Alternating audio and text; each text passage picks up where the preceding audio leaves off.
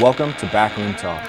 We are excited to have a conversation on some of the training differences in working with men and women. On perspective, the masculine is more problems and challenges. So they see the world as a challenge that needs to be fixed, whereas the feminine is more intuition and feeling. So we're going to talk about volume differences, intensity, frequency, recovery differences, upper strength limitations. If someone's used to having testosterone, absolute score of 500, and they do something legal or illegal and they put some more in their bodies and that score goes up to 800, recovery is going to be drastically affected by that. To listen to more Backroom Talk, be sure to subscribe. Learn to design personalized programs with the OPEX system of coaching by heading to opexfit.com. Well, guys, welcome to another episode of Backroom Talk. I am Georgia here with Carl, and we are excited to have a conversation on some of the training differences in working with men and women. So that is going to be the bulk of the conversation today. Before we get into that, as always, remember to like and subscribe and do all of those things that you do on the podcast app. We massively appreciate it. So if you could take just a second out of your day to go ahead and leave us a review, we would really appreciate that. For sure. Thanks. We would really appreciate that. So, Carl, this is a topic you proposed. Is there a reason you're interested in it? Yeah, just because it's a reality. There's differences, right? I think as coaches, we need to understand those differences. I know there's some coaches that work with men or women exclusively, but I think most coaches work with a mixture of men and women, and I think it's important that we all understand the truths behind differences. From a physiological standpoint and how we actually go like pen to paper or type in CoachRx, the differences in the actual program design and the differences in progression protocols. Because, gosh, I know I've fallen into the trap of making a lot of mistakes and progressing one the same as the other. Quite frankly, progressing a woman the same way that would progress a man, and saw some downfalls there and saw some failures there. So, yeah, I just think it's important that we all understand that there are global differences. Definitely. Differences and similarities, which I think is important to highlight. And also, you made mention of the fact there are some men some trainers that train exclusively men, some coaches that train exclusively women. But the first part of the conversation we're going to have is on masculine, feminine personality types, and those aren't necessarily associated with being a man or being a woman. Mm-hmm. There's a spectrum that someone could sit on where they may fall closer on the masculine side, they may fall closer on the feminine side. And so you could be a coach working exclusively with women. I know some of them. And you could have some more masculine clients in that group of women that you work with. I identify as a woman, but I would call myself a more masculine type in terms of my personality traits. Yeah. I think I go back and forth depending on what the scenario or situation is. I think when it comes to work and rhythm and flow and all of that, I'm definitely more on the masculine side. When it comes to some relationship standpoints, I kind of fall a little bit more on the feminine side. More just like being, and it's like I try to be a little bit more feminine as like a father, for example, because I think there's some downfalls for me carrying over that masculine energy and those masculine traits over to being a father. So there's some things that I've had to work on to try to intentionally be more feminine in my approach with my kids specifically. Absolutely. Well, as it comes to being a coach, working with clients and trying to tailor your coaching style to the more feminine versus the more masculine, one of the things that's always jumped out to me is like really key to identify with every client from the get-go. And sometimes it takes time to get there, right? Like you've got to have a few months of consultations under your belt and some trial and error before you figure out where your client sits, but figuring out what is their style in terms of like goals and motivation. Are they really focused on working towards one specific goal, or are they someone that more enjoys the process and the journey? And in that case, you've got the masculine that's very goal oriented and the feminine who is more in the process and the journey. So I think that's one thing that's really important to identify. Yeah, definitely. And no matter where you sit on that spectrum, masculine and feminine, as a coach, you have to almost be able to uh, jump back and forth between those two um, uh, personality types, depending on who you're working with. Someone that's really, really heavily on one side of the spectrum, they actually just don't connect with someone that's on the other side of the spectrum very heavily. So I think it's important for us to understand where our clients sit on that spectrum and how to utilize that to, get them closer to their goals or have better conversations or build better relationships or whatever that thing is. I think that's really important to understand where they're coming from. Because if we're always just looking at it from our standpoint, we're trying to just like move people over to our way of thinking, we're just going to clash a bunch, right? So we have to understand where other people are coming from, especially from a personality standpoint. Yeah, you can really set a client up for success or failure based on how you choose to communicate with them. I think about like the dichotomy of challenge and support. Does someone do better being challenged, i.e., the masculine type, or does someone need a little bit more nurturing and support in order to be successful? That is the more feminine type. And you could have a more feminine client who you're setting up to do a back squat PR. You've been doing this great, 12-week squat progression from week to week. You're seeing improvements. You know that they're in a place that they're going to be able to set a new PR based on what they've done in the weeks prior. And then to that like highly feminine client, like, you walk up to them, you slap them on the back, and you'll say to them, I don't think you can lift that. Thinking that you're going to like rev them up and make them motivated to go and lift that barbell, and they're just going to crumble, Yeah. right? And they're not going to lift it. Yeah. Whereas a male client, that kind of, motivation style could be more beneficial. Masculine. Masculine. You said male. Sorry. Yeah. Good catch. Yeah. Or you take it a step back, right? And you look at the more feminine client. Do you even have a goal of setting a 1 rep max, right? Like maybe their goal is more around, feeling good and fulfillment and enjoying the process and the flow and all of that. So, yeah, I think it's important to even think about goal setting with these two different personality types, because the masculine person is like, hey, like I have this number in mind and I want to get to this number. They're just like so task oriented, where you sit down with a feminine type and you're like, what are your goals? And you might see that feminine type, they're kind of like floaty and they're like, well, I'm not sure. I think it'd be nice. I'd feel good if I was here, if I was there. And you like dig really deep and you're just like, oh, so you just want to feel good, right? Not like feel good, like high energy and all of that, but like from a fulfillment standpoint, I just want to feel good with where I am.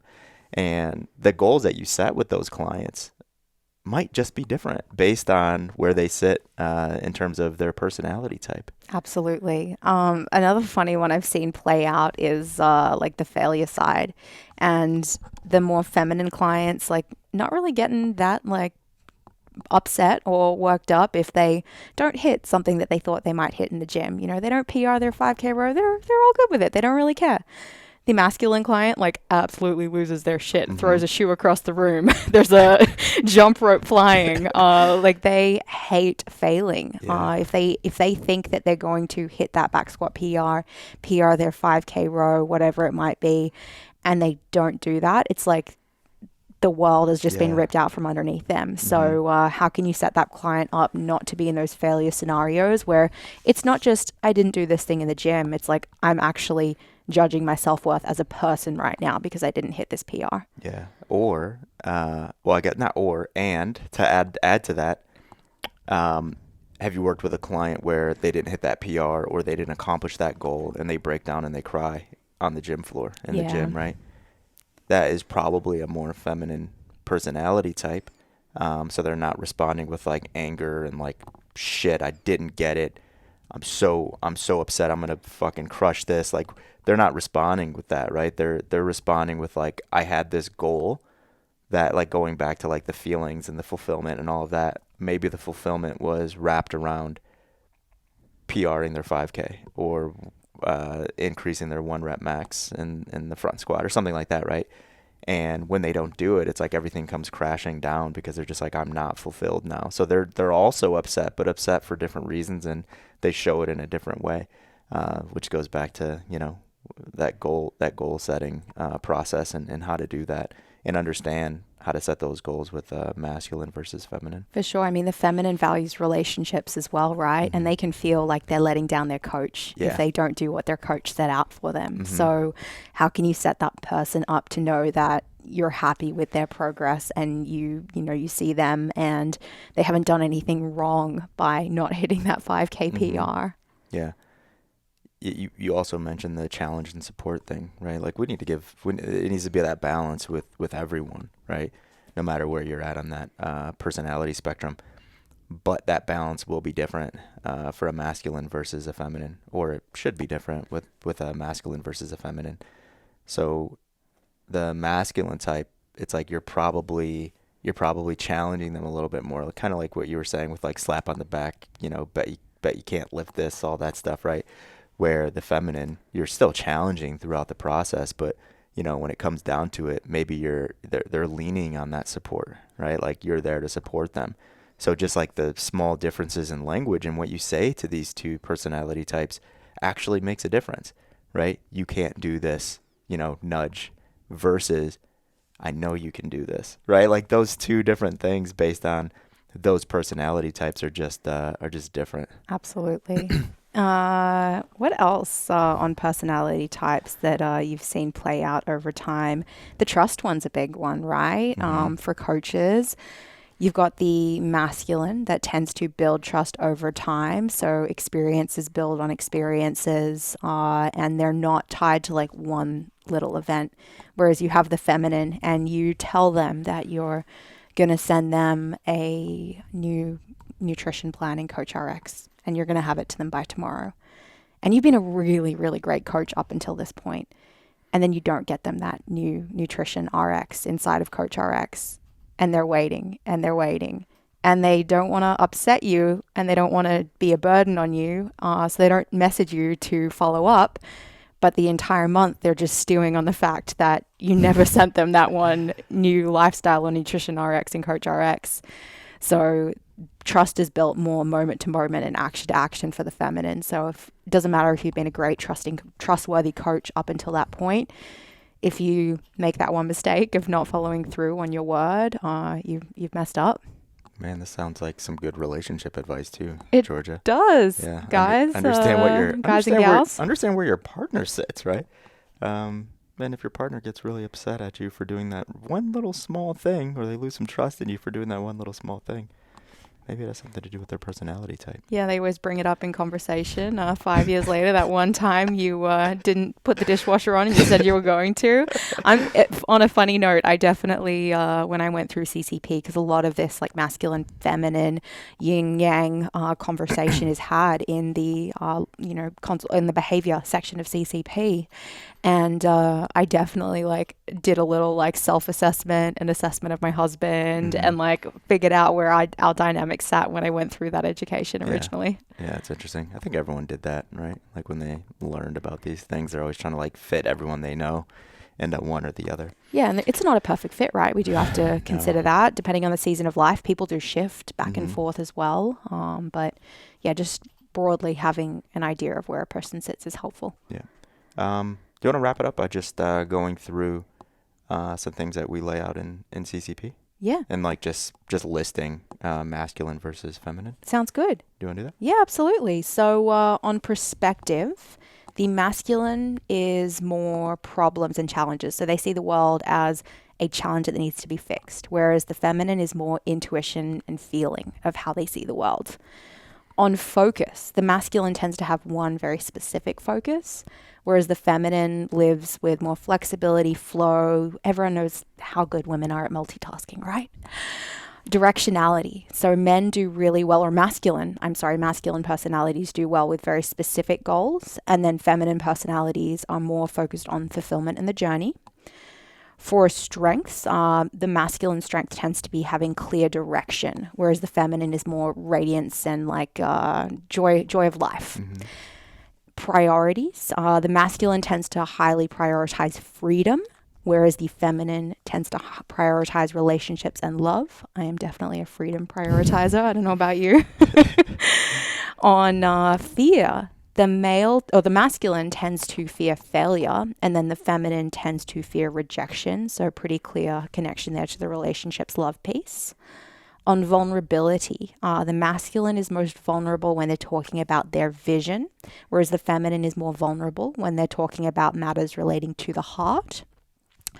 The masculine tends to live more in their head, whereas the feminine tends to live more in their body, which again makes sense, right? The thinking versus the feeling. On thoughts and emotions, the masculine is typically more analytical and predictable, and then the feminine is a little more expressive and unpredictable. On growth, the masculine grows through challenge. So we discussed this, right? And then the feminine grows through having support. On trust, the masculine builds over time, and then the feminine is moment to moment, so don't mess up. And then on purpose, the masculine finds purpose in disconnecting, whereas the feminine finds purpose in feeling. I think it'd be interesting for anyone listening to this to just, write those things down and just, based on all of those things, just do like a little quick like tally. And I think some people will be almost 50-50 on that, right? When they start thinking about perspective versus priorities versus vulnerabilities versus trust. Most people aren't just going to like tick everything on one side. So I think it's interesting to just go through that practice and kind of see where you sit. Definitely. You might be 80-20 masculine, feminine, or the other way around, or maybe even 50-50 right down the middle. Some will be, 100 to 0, right? But I think that's interesting, just as like a bit of a self-assessment, just to go through that and see where you sit on that. And then it makes you really think with like people that are in your lives, kind of like what you did when you first went through CCP. Where do they sit on that? Or for purposes of this conversation, your clients, where do your clients sit on that? Maybe it'd be interesting to take your clients through this practice as well, if you're trying to identify that. Absolutely. So that is the masculine and the feminine. We're going to move on now to some of the more physiological sex differences. You ready to do that, Carl? Yeah, I think that was enough of the touchy feely stuff. We can talk about program design now. Yeah, sounds Yeah, good. yeah. Sounds good. We dealt with the emotional. Now we can get to the fun stuff. Yeah. The emotional Just was kidding. it was getting fun. I like that. Was fun.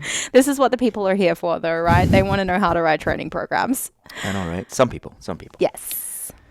Yeah. So let's just so we kind of just broke it out. So we're going to talk about volume differences, intensity, frequency, recovery differences, upper strength limitations, fuel utilization, more specifically glycogen, and then finally hormonal differences and shifts and males versus females and how we should consider those and actually writing training programs. So starting with volume, from a physiological standpoint, women just tend to do well and better than men when you give them more total volume. So you have to still consider training age. A more novice woman will need less volume. We can start looking at diminishing returns as we go over time when we start to look at how do we progress a woman throughout her training cycle, or how do we progress a woman over time. So year 0 versus year 10. We kind of talked about it a little bit before we hit record here, but just like differences in, rep schemes, right? We already said that women tend to do a little bit better with higher volume. So we're going to look at rep schemes. So volume should be a little bit higher for most women compared to men. But how do we progress that over time? So let's say we're like kind of living in that 8 to 20 rep range with a specific client. And you're like, okay, how am I going to progress this, right? Over a cycle or over years? And the diminishing return thing needs to come into play. So we're not going to go from 15 reps to 45 reps over a training cycle with anyone, man or woman. We're not going to go from 15 reps to 45 reps over 10 years either. So when we start looking at how do we add volume into a training program, we can simply just do that through adding more sets in resistance training. So maybe that's 2 sets week 1 and 2, 3 sets weeks 3 and 4, so on and so forth, all the way up to weeks 8, 9, 10, whatever that training cycle looks like. So we could do that in resistance training. As it relates to energy systems training, that's where it gets really interesting, and we'll dig a little bit deeper into that when we start talking about frequency. But actually, we'll dig even deeper when we start talking about fuel utilization. Start looking at the differences in energy system training and prescriptions that you're giving your clients in, let's just call it aerobic work.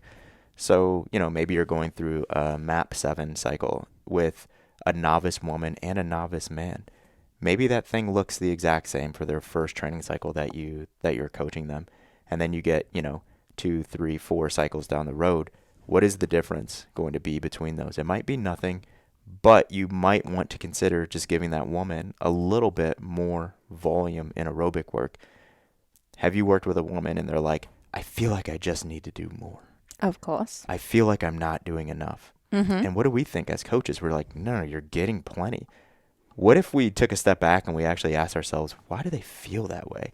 Is it something to do with their progression and the way that they're feeling? Do they feel like they're not getting good, so they need more volume? Maybe for some women, but I think there's something inherently just like inside of them where they're just like, I need to do more. I can handle more. I can recover from more.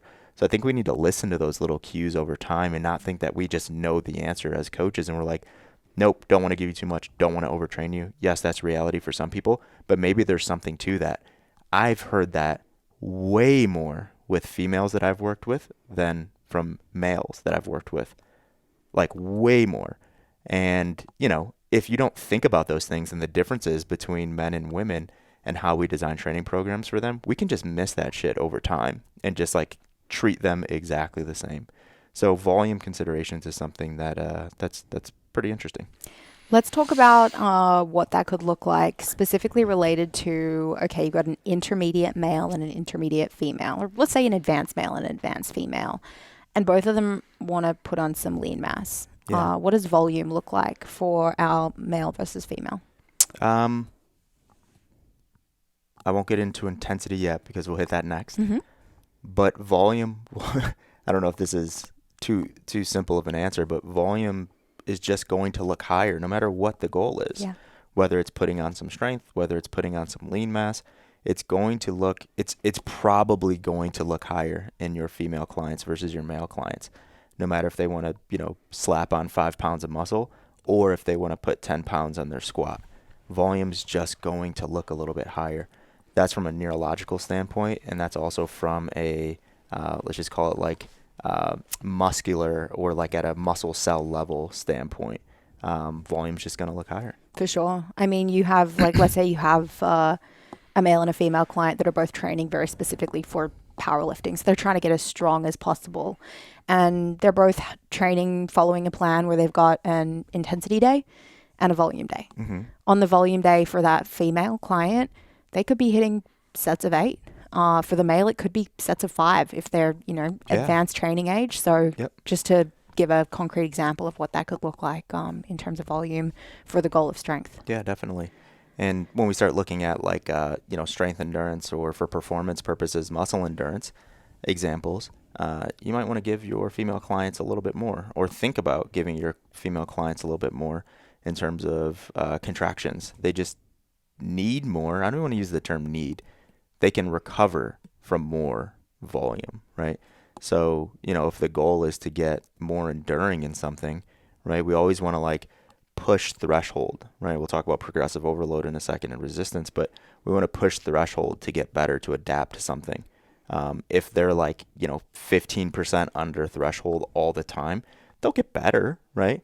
But maybe you tick them up and you put them 5% under threshold and they're probably going to get better more effectively, not faster, but more effectively. So I think we need to keep those things in mind. Absolutely. And I mean, it can be tough, right? Because you've got a client that's asking for more. You're like, I'm giving you what I think you need. I think about taking myself through this program and it would absolutely trash me. And let's be honest, 80% of fitness coaches are probably male. I don't know. I'm picking that number out of the air, but there's definitely more men in the fitness industry that are coaching than women. I think that's fair to say. Mm-hmm. But they're probably working with an even split of men and women that are clients coming in, maybe even more women. So it can be hard when you haven't experienced something yourself, but I think it comes down to you're just coaching humans, and with everything, you're not going to have had the same experiences as any of the people that you're working with. So let's pay attention to their results from week to week. Let's pay attention to their sleep and their recovery and their energy and everything else that's going around training, and let that be the cue, not the idea that you have in your brain of what that person should or shouldn't do be the cue as to whether they need more volume or not. That's a great point. Look at that stuff week to week. Are they expressing and recovering from whatever you're giving them? So those are just like the objective pieces, right? Well, expressing would be the more objective piece. I want you to hit this percentage, or I want you to do this many reps. Are they able to do that? Do they still have energy the next day to go in and do whatever you have prescribed for them the next day? The next week, when they hit that same training day, and whatever manner you decide to progress it, are they progressing, right? If they're not, think about your prescription. Is recovery something that you need to look at? Are you giving too much? Yeah, just little things like that. But that's such a great point. It's like, just look at every person, case by case, and see what the issue is or what the issue isn't. For sure. All right. Should we hit intensity? Yeah, intensity is super important for men and women when it comes to, any goal, actually, right? When we start to look at, putting on, so let's talk about resistance, and then we'll talk about energy system stuff. So in resistance training, intensity, you need to keep intensity in mind if your goal is to, gain motor control, if your goal is to gain strength endurance, if your goal is to put on more muscle mass, if your goal is to get stronger. Intensity is super important. It's a part of the equation no matter what the goal is. Intensity should be a very specific consideration for women. And the reason why I say that is because we can fall into that trap of, well, I don't want to call it a trap because I think we just propose that people do it, but to use higher volume training cycles with women, right? So if we're using higher volume training cycles and training splits with women, we could fall into the trap of not thinking about intensity when we do that.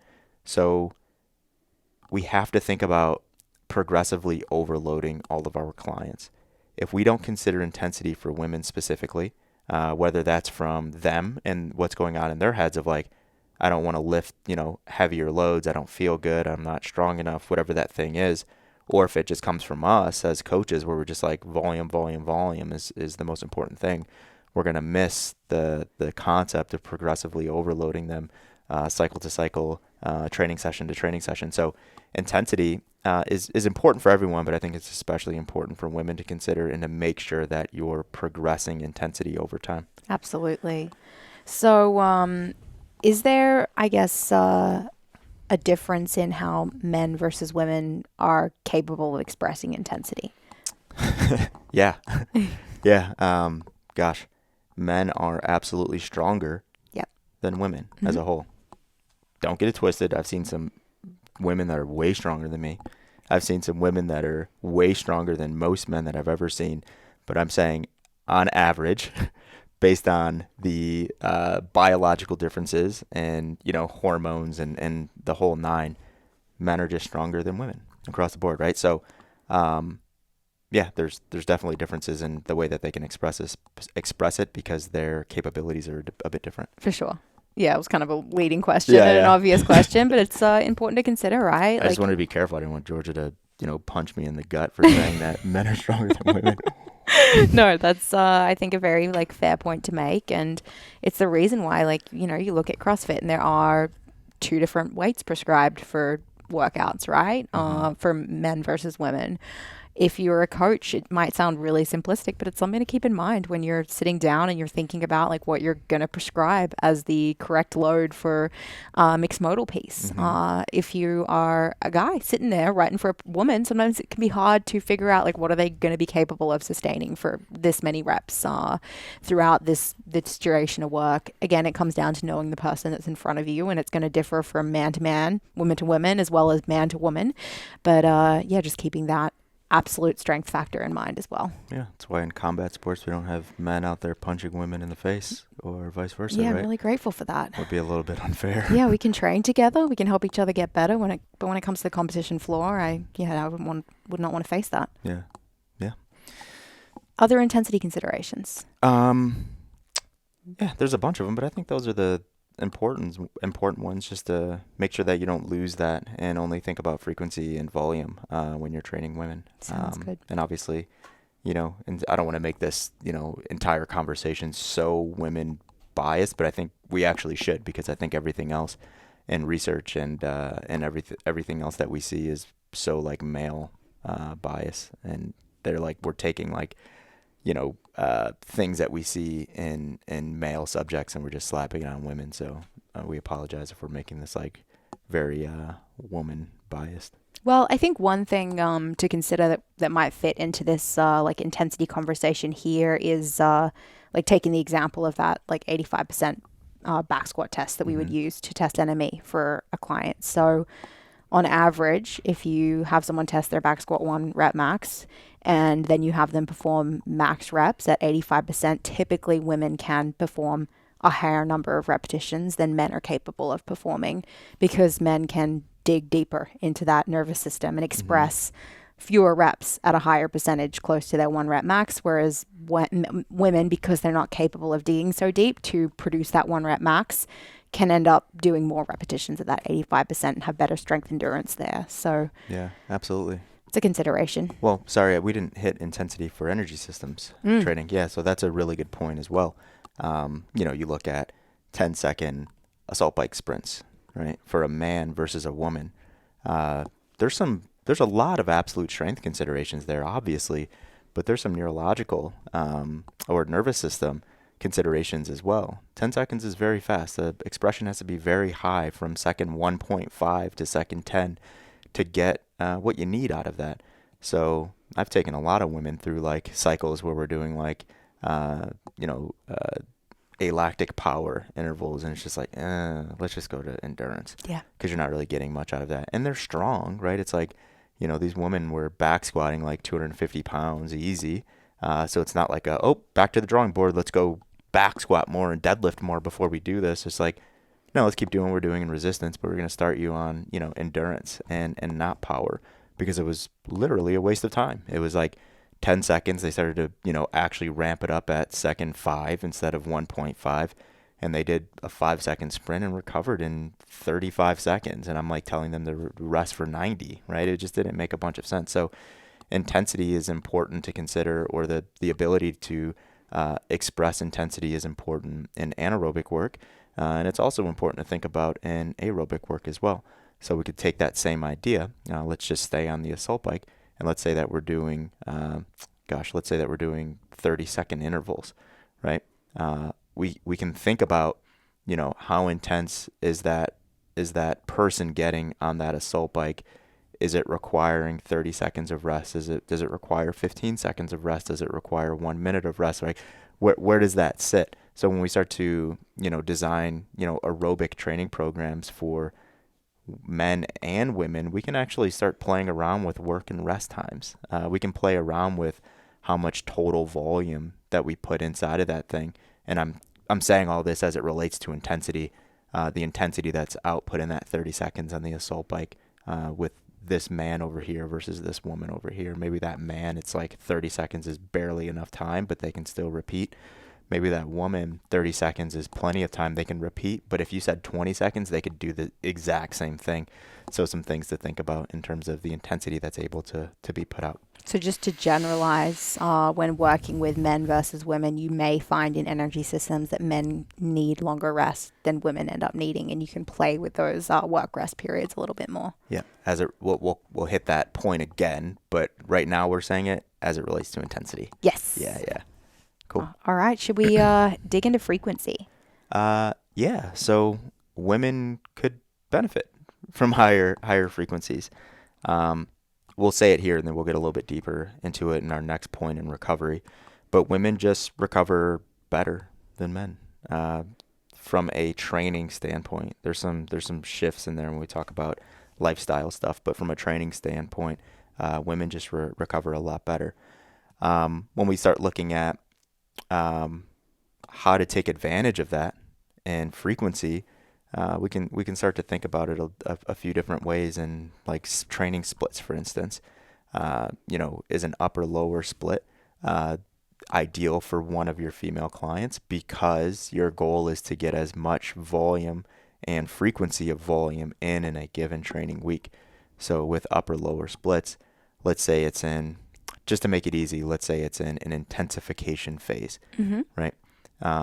You're going to be able to express at a high level and recover from that expression, just alternating upper, lower, upper, lower, upper, lower, right? You could do a bunch of work or have a high amount of frequency within a given training week, and you're expressing inside of that.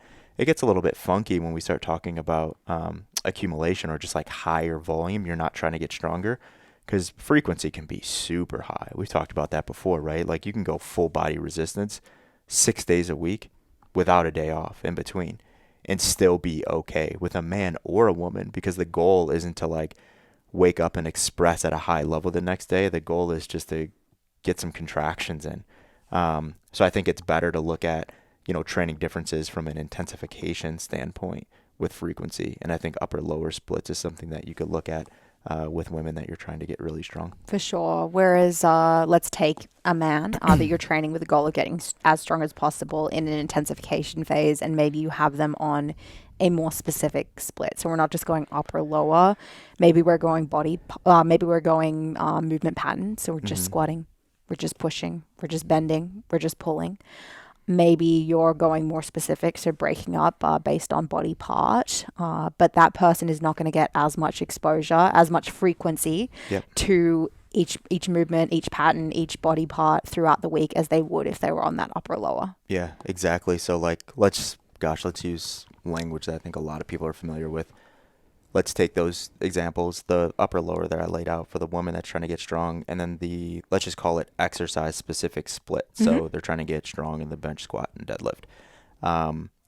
For the woman that's upper lower, her RPE could be like 9s every day, right? And she's recovering from it. Yep. If you put your guy into that same split, the upper lower, and RPE was 9s every day, something's going to break down, right? Maybe it's not at a muscular level, but it's going to break down at from a recovery standpoint or a neurological level, where they're just not going to be able to sustain that split hitting like 9 RPEs day over day over day over day. That's kind of where the idea of like max effort days versus dynamic days versus high volume days, that's where that came from, because it's like you can't do max effort days every day because you're not going to recover from those things, or you're going to recover less effective than the former. So if you put that man in this arena, he's probably not going to recover as well. Let's say RP is still 9 every training session, every exercise. And then you put the woman in the man's training split, right? She might not be getting enough exposure because volume isn't high enough. Intensity's good, right? RP 9. Frequency isn't high enough. She's going to get better in that, right? Maybe. But she's probably going to get better if you go up or lower and just give her a bit more frequency than what was in the guy's training plan. I think that's a really, really good example and way of laying it out, because that is such a common, I want to get as strong as possible, bench, squat, dead training program. Yeah.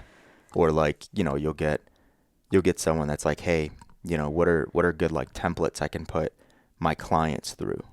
Even in like individual design, coaches think about, what are some really good framework templates that I can build and slap on my clients and then individualize client by client. Be really careful with that because of the example we just laid out. Because you have a man, you have a woman, you onboard them in January, and they both want to get really strong. Very easy to look at your framework templates and be like, boom, I'm going to slap this on both of them and then individualize it based on their capabilities. And it's like, yeah, you might be giving them the right things in terms of exercise selection and all of that, but your entire thinking of the layout of the split might be off because you just slap those two concepts on a man and a woman. For sure. And we're not saying that you can never do the same training split with a man and a woman. We're just saying like, we're looking at, polarized examples of like, maybe this isn't, or let's just call it, we're looking at ideal scenarios based on some differences. Let's talk a little bit about frequency of aerobic work, because we just spent some time on resistance. So how does it play out in a training plan, daily split for man versus woman? Yeah, I think it's the same idea. Let's actually roll into recovery. Yeah. And then we'll hit that in recovery, because I think recovery and fuel utilization will actually have a bunch of overlap, and I Sure. don't want to get ahead of myself. Well, Is that cool? let's do it. Sounds good. Okay. So women typically recover at a faster rate than men in the gym, or in training. Uh, there needs to be more focus on recovery for women when we start looking at outside of the gym considerations. Sure. And we'll jump into this when we start talking about like hormonal differences in men versus women. But it's actually been proposed that women use a higher percentage of their brains on a daily basis, right? So because of that, it's like there's actually been, you know, articles put out like, women actually need to sleep a lot more than men. Women need to consider recovery more than men. And that actually bled into training. And people took that and they're like reading this stuff and they're like, oh my God, I have to do a lot less with my women client because they don't recover as well as men. Two different things that we're talking about here, right? Like lifestyle stuff and training stuff. As coaches, we have to think about all those things and blend them together and put them together. And the lifestyle stuff might actually affect the training stuff. But looking at it from a physiological training implication standpoint, women do recover significantly faster than men. So with that in mind, and not hitting on the lifestyle stuff, you can just do more often. We just said that in frequency, right? So from an energy system standpoint, you can do more often. We actually hit it in the like rest piece and all of that. There's like, 20 different points of like, okay, you can do more with women than you can with men most of the time. But in energy systems training or aerobic work or anaerobic work, all the same things come into play. But it gets really weird when you start thinking about, okay, they recover better in the gym, but they don't recover as well outside of the gym. Does that affect my training program? It has to, right? Because what do you not want to do? You don't want to overstress a woman because you think that, or because you know that they can handle more, they can recover from more. Their pain tolerance is a lot higher than a man's. It doesn't mean that you just I couldn't hear what you said. Carl's Siri just Siri's listens to the just, entire I know, conversation. Just Apple's butting in. Apple's stealing all of our concepts here. Um, where was I? Oh, I'm just saying you have to keep both of those things into consideration, and that's where it gets really challenging working with anyone when we start thinking about other things outside of just the training program itself. So women can do more frequently, but we can't forget about all the other things that we know to be true. For sure. Quick question on that. Like, why do women recover faster than men? Is it the lack of intensity? Like they're not digging as deep? Is it presence of estrogen? Like what are some of the reasons why women? Yeah, all the above. Yeah. That's what I was saying. It's like 20 different things that all like lead into like do more, do more, do more. There's a lot of things. Even going into our next piece, the fuel utilization piece, right? Like women don't use as much glycogen as men, right? Men have higher absolute levels of glycogen. Why is that? Because men need higher levels of absolute glycogen. Women just don't burn through that stuff as quickly as men do. So there's a lot of things that point to women can just recover more. They can deal with more. I think that's something that might not have been it's not been investigated as much as it probably should. Like, what is the correlation of just like feeling like they can do more as well, right? When I get sick, for instance, I'm out. I'm out of commission. Like I feel really sorry for myself. The world is ending. My throat hurts a little bit. Have a little bit of a headache. I'm just out of it. I know so many women that go through that. And they're just like, oh yeah, not a big deal. I'm just gonna pop this Tylenol and get on with life. And I'm just like in bed, like curled up for 3 days. So just pain tolerance is something that I think there's a lot to be said for the absolute pain tolerances of men versus women as well. Yeah, can be a good thing and can be a bad thing because you can say women, I don't know if you've seen this play out, but women can be better at pushing through injury and letting things linger for longer before going to actually seek medical help or bringing it up with their coach because they can handle the pain and they just want to get on with the job and do what they need to do. Yep. Anything else on recovery? No, sorry, I kind of bumped us right into Fuel utilization. fuel utilization. Do you want to spend some time there? Yeah, but first I do have a couple other points on recovery. Yeah. So I think we can think about from a like looking at it from a recovery lens. How can we should we take advantage of it? I think Mm-hmm. that's the question. Just because someone can do something doesn't mean that they should do it. So just because a woman can recover faster than a man doesn't mean that you should just give them more because of it, right? Maybe you just give them like the same type of stuff and just like say like, all right, you have some bonus recovery percentages on the back end. Like, have fun with that. Go spend time with your family. Uh, Put that in the bank and save it for a rainy day. I don't know.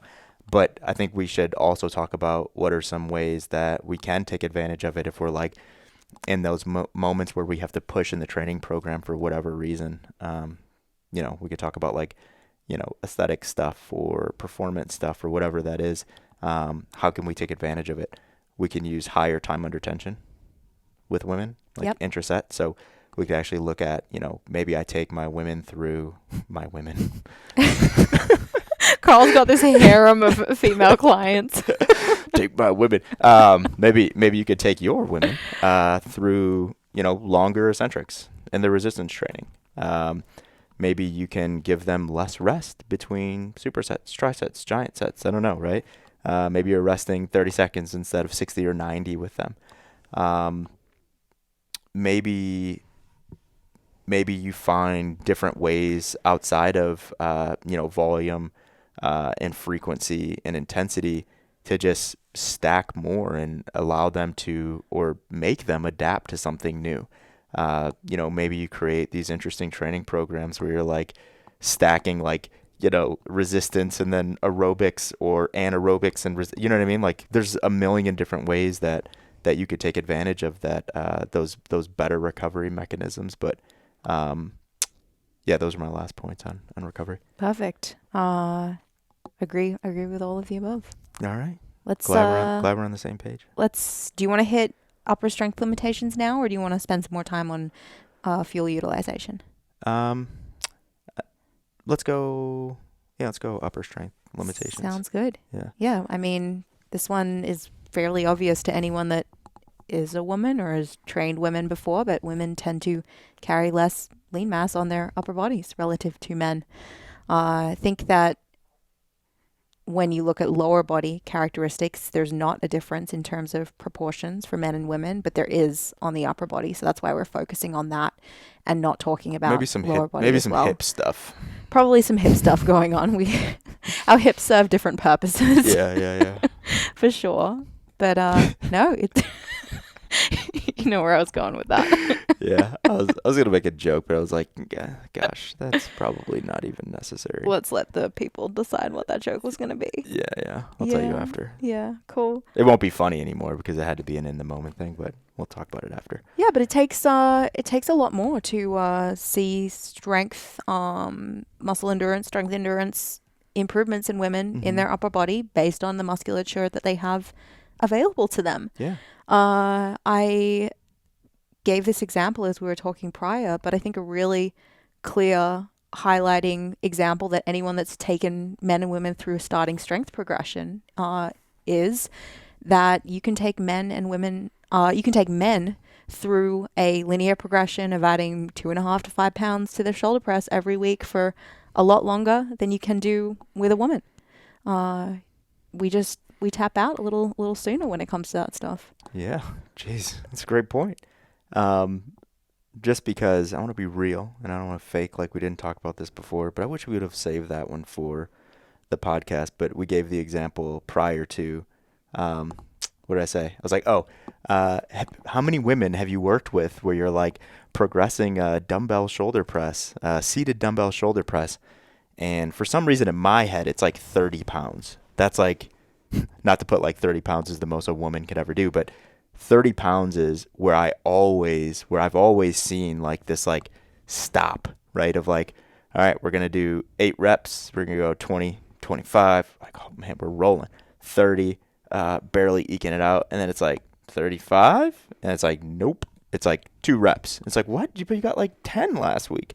So I gave that example and Georgia's just like looking at me smiling and she's like, it's so funny you say that because that was my exact scenario. I hit 30 pounds in the shoulder press and I couldn't progress for like a number of Three years or something years. like that. Yeah. I remember doing my 6RM seated dumbbell shoulder press when I first moved out here, and I was working with Coach Sean, and I hit 30 pounds on that, and I probably like could have done like 7 reps, but Hmm. there's no way I could have picked up the 35s.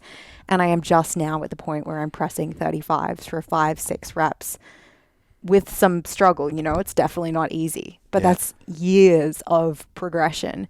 Same thing on the bench press. Like Yeah. literally this morning, I was like high fiving myself because I finally got to the bottom row of dumbbells. I can bench press the 55 pounds for. Oh, fuck. We should have just said 85, but we always tell the Well, truth here, you know right? what? I'm honest. I'm not. Yeah. I'm not lying. But I remember not being able to bench press 45 when I first came out to OPEX, and Hmm. like I was dreaming about pressing the 50s. And it doesn't sound like a huge strength increase over 3 years, but that 10 pounds was a big deal for me to go Hmm. from the 45s to the 55s. Yeah.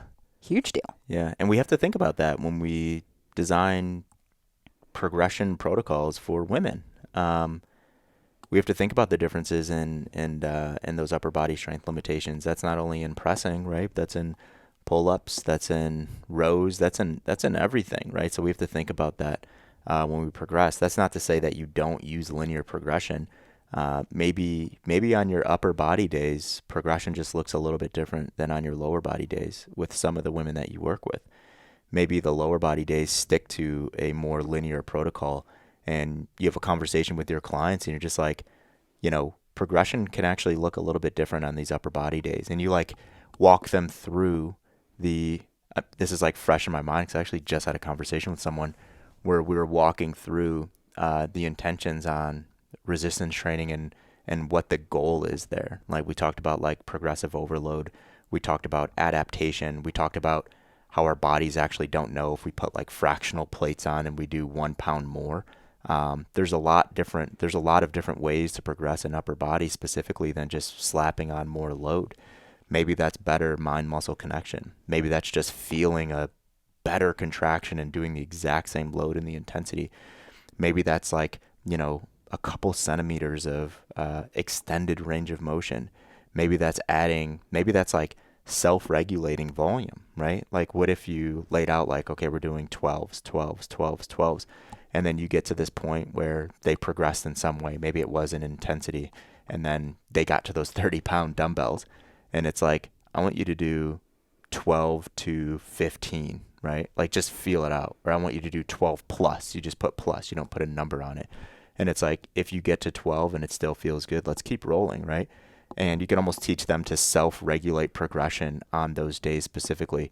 It's tough to do because you can't just like write that in Coach RX. There has to be a conversation where you talk about like the intentions on progressing resistance training, and load isn't the only thing that we could look at.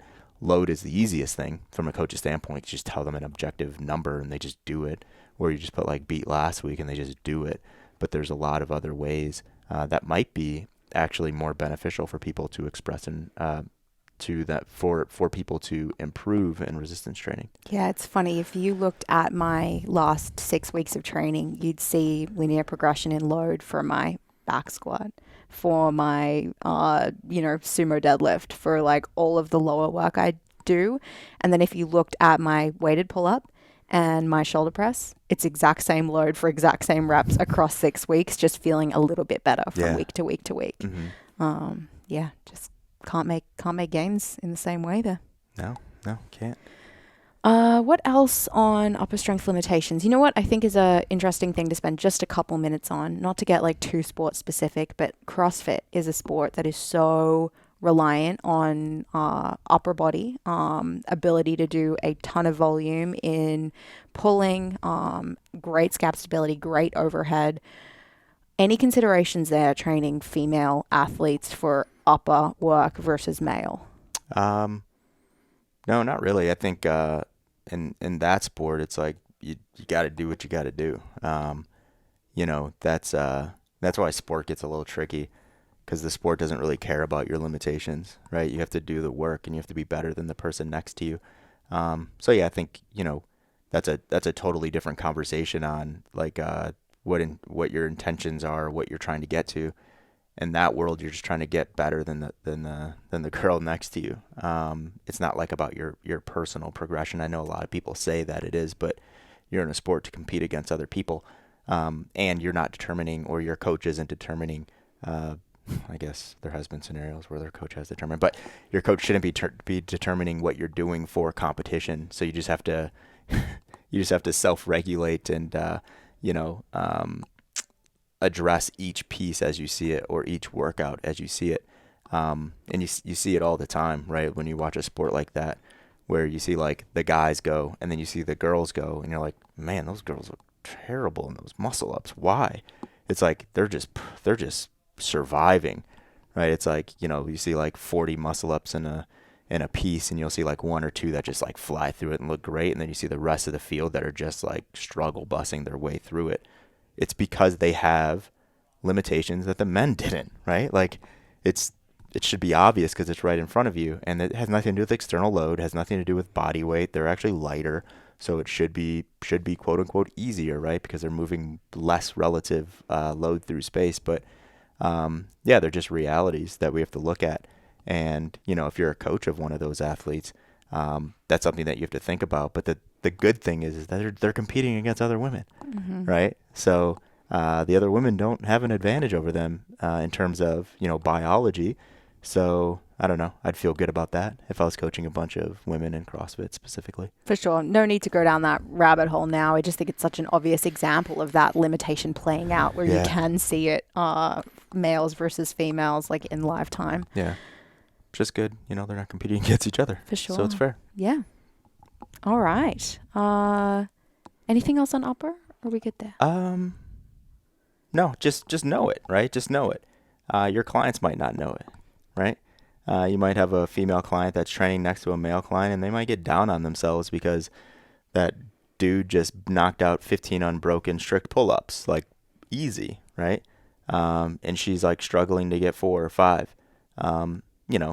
Don't always have excuses for your clients, but yeah, just let them know what's going on, what the deal is, right?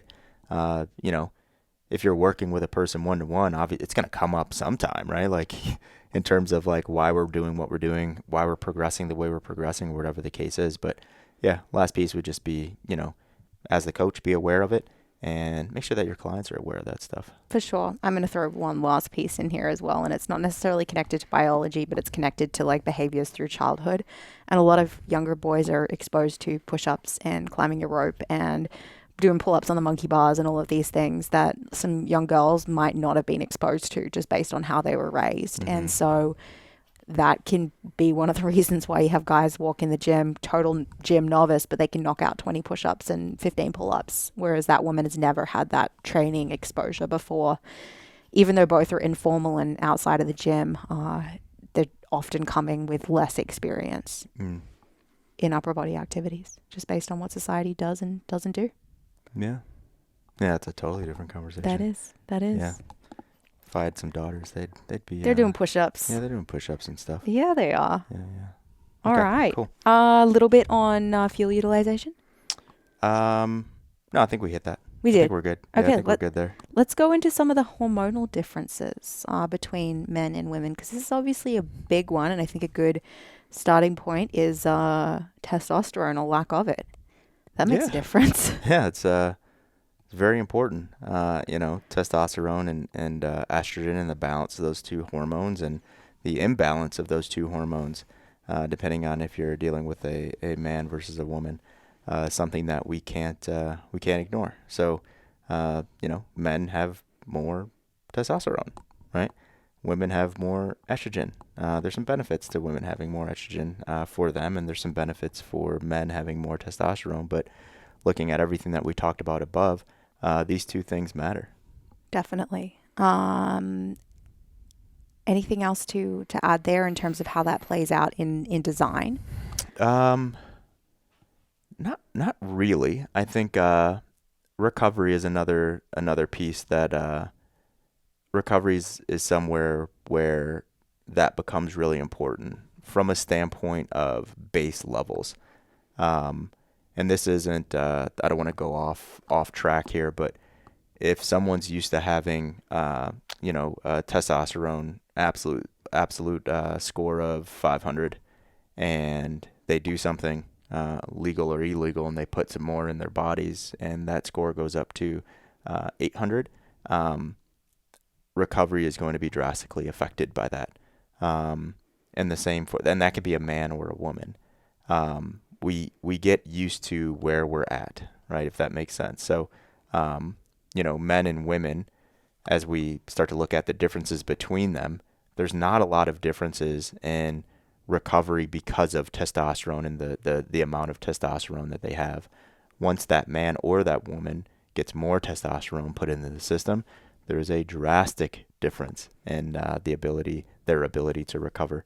And you see that, all around the sports world and performance world. You see that all around you might work with a guy, for instance, that has, TRT, right? He's just going through some testosterone replacement therapy. Maybe he's 42 years old and his doctor's like, hey, you could greatly benefit from this. And he does it. You're going to see some differences in recovery, in training. That guy is now going to be saying, hey, I'm feeling great. I could do a little bit more. I want a little bit more. I'm starting to see some really cool aesthetic changes. I said cool. I'm starting to see some really good aesthetic changes, and I really like the way that I'm feeling. I want to get a little bit more. Understand that it's because he's going through this TRT therapy, right? So just little things like that are important to understand when working with people. Absolutely. Well, a really important topic would be the menstrual cycle. And we could probably spend an entire episode talking about this and how it may or may not adjust training and some of the changes that a woman might experience throughout the month. But we can't ignore that women have periods and men don't. Mm-hmm. And for that reason, there are going to be changes throughout the month that a coach needs to be aware of when they are working with female clients. This isn't to suggest that you have to totally change a training program around a female cycle. Now, I know some people do that and have great success with it, and there can be good reasons to lean into that natural rhythm and adjust volume and intensity with it. Some people have great results with that. I don't think you need to do it for all of your female clients. It can be a ton of work on the coach's side, and it may or may not be helpful on the client side as well. But little things to be aware of. Something that jumps to mind is if you have a female client with a weight loss goal, let's consider water retention throughout the month and how that shifts with their menstrual cycle, and make sure that, number one, they're educated on those changes so they don't jump on the scale on a high water day and all of a sudden think that they're losing all of their results. So be aware of that. Things like breast tenderness aren't really discussed in fitness, but it's a real problem. I don't know if you've worked with a female client, you've given them a chest supported bent row, and it's the week leading up to their period, and their boobs are really, really tender and they're uncomfortable in that position. So just being aware of little things like that and how I like how you went from chest to boobs there. I appreciate that. I was like, hey, come on, lighten up a bit. Yeah, we're going. Use the term boobs here. Yeah, we're on boobs terms on this podcast. But no, little things like that can make a difference and can also just mean being a more empathetic coach and can help a female client feel recognized and understood for where they're at. So pay attention to that stuff. Yeah, I think it's important because it helps understand. It helps in understanding the why behind what they're feeling. Yeah. Right. More so than adjusting. I think, I don't know. I think resilience is really important, right? I think that, and the reason why I say that, it's cycles for most women are just a natural occurrence that they're always going through. I think that there's a lot of positives in building resilience around that cycle, instead of saying oh man, you're at day 18, let's lean into peak strength potential, things like that. It's okay, I get it, that could be beneficial, but what are you teaching your body, right? You're teaching your body that you should or should not do things based on that time of the month, right? And I think that you can find some performance stuff if we're talking about performance specifically, but if we're just talking about being and living and stuff like that, I think that understanding what's going on throughout a woman's cycle is just good to know, right? So if they come to you and they're I'm feeling like this, right? I'm feeling you're giving me a bunch of intense aerobic work, day 23 of my cycle. I'm not feeling like I'm recovering as well. I'm not feeling like I'm doing the same things that I did 2 weeks ago. And it's like, yeah, that's normal. You're here in your cycle, right? Like you should have actually felt great 2 weeks ago. Looking at where you were in your cycle, you're probably not going to feel as great, on day 23, right? And it's like, oh, okay, cool. I'm not getting worse. It's just good to know, right? But I think it gets tough if you're a coach or a client. You're like trying to like hack your cycle and like design training programs based on that cycle. I think that's a losing proposition for most people, and I don't think that helps us build resilience. I would agree with that, but I do also agree that educating on how someone may or may not feel as those 28-ish days progress Mm-hmm. can be really beneficial for being okay with having a Yeah. bad training day. Mm-hmm. The other kind of cool thing about periods is they give us insight, really great insight into someone's health and how training may or may not be affecting that. So Mm-hmm. you don't really get that with men. I mean, you can have feedback on, whether they're waking up with an erection in the morning, like how their libido is, stuff like that. But with women, like they do have most likely you're working with a woman who is of an age where they're having periods, Mm-hmm. and they're probably into some kind of a routine that they've been used to prior to coming to you, and you can observe how that does or does not change as Yeah. they follow your program, as they dial in their lifestyle and maybe make some really awesome changes to sleep and stress management. Does that actually make some things more regular? Mm-hmm. Are they doing too much and maybe not eating enough? And are you seeing some changes in that cycle as well? So it's just a good thing to have tabs on. Yeah. And it's important to listen to your clients, right? If they're like, hey, I know when I'm here, I feel this way. Can I avoid doing a couple things around this? Not because I don't want to build resilience, but I just can't. Like it's super uncomfortable.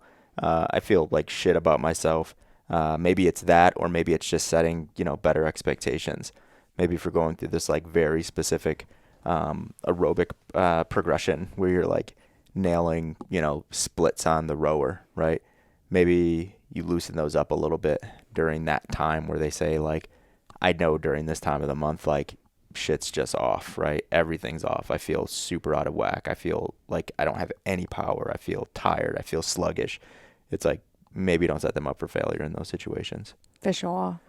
One more consideration with hormonal shifts that may happen is pregnancy. And again, we're not going to go deep down the rabbit hole here, but it's something that will affect a training program if you're working with a client who is trying to get pregnant or is getting pregnant.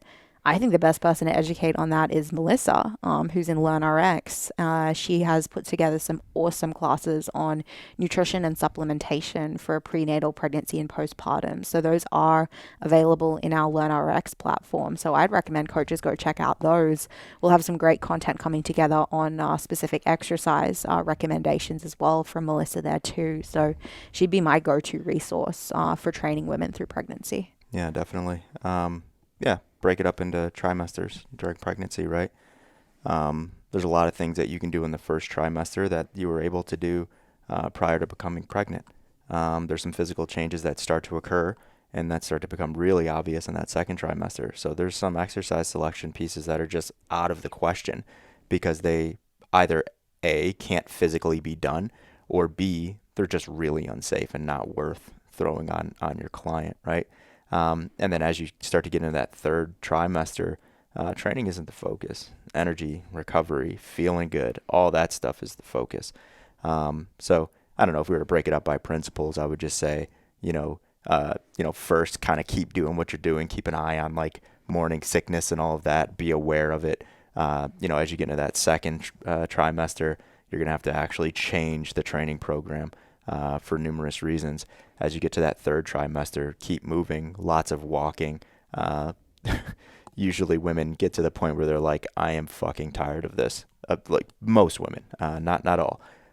So keep that in mind. Training isn't their highest priority around that time. Third trimester starts to look a little bit like first trimester in terms of like sickness and not feeling like eating or wanting to eat everything. So just building some consistency and fueling in that third trimester is really, really important. And throughout all those trimesters, setting yourself up to having a really good comeback, right? Postpartum. You get that go ahead at, week 4, 5, or 6 from your doc to get back to training. You don't want to have like an obscene amount of ab separation.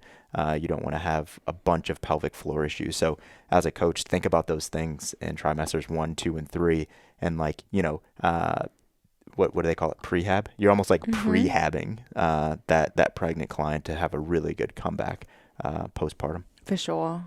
Last consideration, something that men don't experience that women do, would be menopause. You don't know what I experience.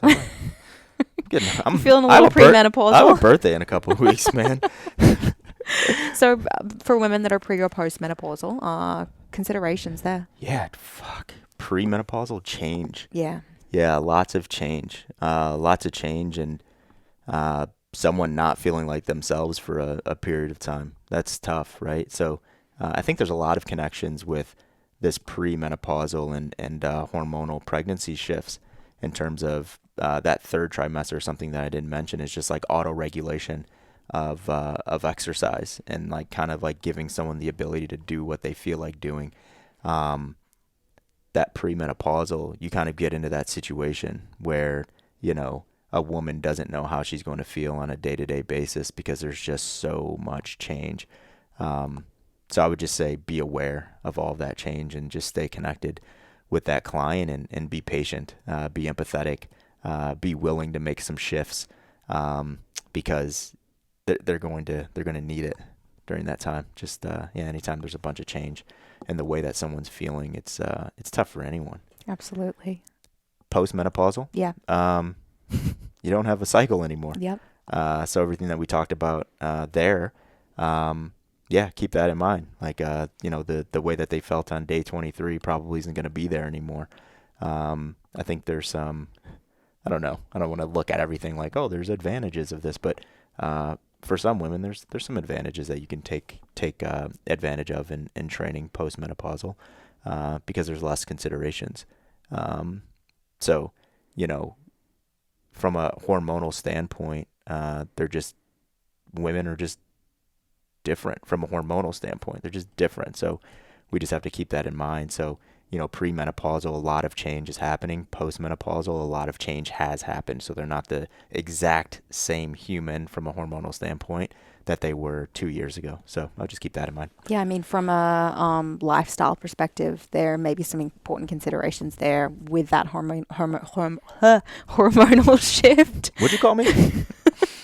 And drop in estrogen. So there may be some considerations there that are less connected to performance in the gym, but just making sure they're healthy and still have great metabolic health and their blood work looks good. You may need to dial some stuff in more specifically there as menopause progresses. Yeah, definitely.